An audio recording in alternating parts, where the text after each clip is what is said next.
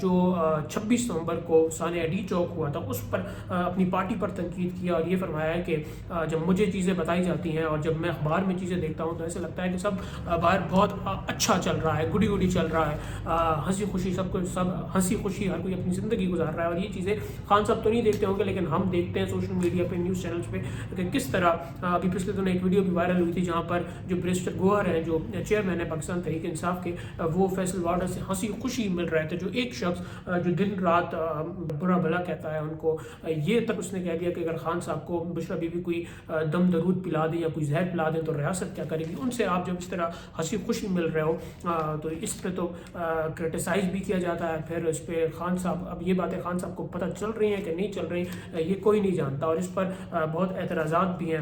جو P T I کے اندر کی قیادت ہے، جو خان صاحب کی بہنیں ہیں، ان کی کرٹیسزم ہے مشال یوسفزئی کے ساتھ. ان کی ٹویٹس ہیں جس پر وہ کہتے ہیں کہ جو خان صاحب اندر کہتے ہیں وہ باہر اسی طرح عوام کو پیش نہیں کیا جاتا، اپنی طرف سے توڑ مروڑ کے ان چیزوں کو پیش کیا جاتا ہے. تو ایک شخص جس کی کال پر ہم کہہ سکتے ہیں کہ پاکستان نکلتا ہے، جس کی پاپولیرٹی ہے، اب وہ اچھی ہے بری ہے، وہ ملک کو نقصان پہنچاتی ہے، لیکن اگر اس کی کال پہ ملک نکلتا ہے اور اگر اس کی ہی باتیں اس قوم تک صحیح نہیں پہنچائی جا رہی تو یہ پارٹی کو ہی ڈیمیج کرے گا، پارٹی کی قیادت کو ہی ڈیمیج کرے گا. کیونکہ ہم نے جب دیکھا کہ جب 26 نومبر کو وہ واقعہ ہوا تو اس کی کوئی پلاننگ نہیں تھی، کسی کو نہیں پتا تھا کہ خان صاحب نے کیا کال دی. خان صاحب نے ڈی چوک کا کہا تھا، سنجانی کا کہا تھا، کہاں پر جانا تھا، پھر بعد میں یہ خبریں نکل کے آئیں کہ خان صاحب نے تو ڈی چوک کا کہا تھا، پھر کوئی کہہ رہا تھا کہ خان صاحب نے سنجانی کا کہا تھا. تو یہ اس کریڈیبلٹی کو، جو پارٹی کی کریڈیبلٹی ہوتی ہے، جو پلاننگ ہوتی ہے، اس کو بہت افیکٹ کرتی ہے. تو جب تک خان صاحب کی جو پراپر پلاننگ ہے، جو پراپر پلان ہے وہ باہر نہیں بتایا جائے گا ان کے کارکنان کو، ان کے سپورٹرز کو، اور اپنی طرف سے چیزیں بتائی جائیں گی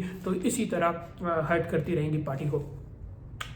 خان صاحب نے بھی فرمایا کہ جس طرح اس جو اتنا بڑا واقعہ ہوا تھا سانحہ ڈی چوک کا، مجھے بتایا جا رہا ہے کہ ہمارے 200 سے زیادہ جو افراد ہیں، جو سپورٹرز ہیں پی ٹی آئی کے، وہ غائب ہیں.